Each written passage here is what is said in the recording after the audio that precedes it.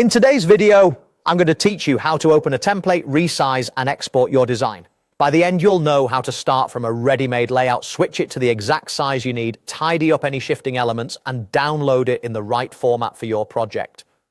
Let's begin by opening a template. In the search bar, type what you're creating. Try phrases like Instagram post or presentation to see a wide range of options. Browse until you find a style that fits your vision, then click to open it. Starting from a template gives you a strong foundation with fonts, colors, and layout already set, so you can focus on your content instead of building from scratch. Next, it's time to resize.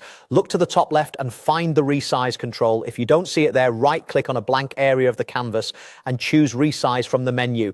Resizing is perfect when you love a design but need it in a different shape for a specific platform or use case.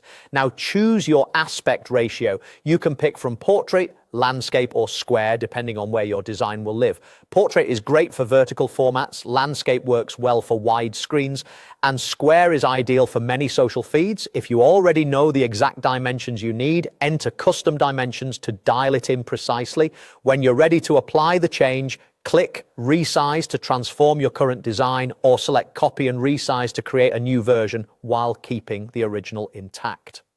Using copy and resize is helpful when you want multiple sizes of the same design without losing your starting point.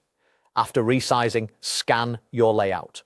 Some elements might shift, so nudge text boxes, images, and shapes back into place. Aim for balanced spacing, keep key text away from edges, and make minor adjustments to font size or alignment so everything feels intentional and readable. Finally, export your work. Go to Share, then Download. Choose the format that best fits your needs. PNG if you want crisp graphics and sharp text, JPG for a smaller file size that's great for photos, MP4 if your design includes motion, or PDF if you're preparing something to print or share as a document.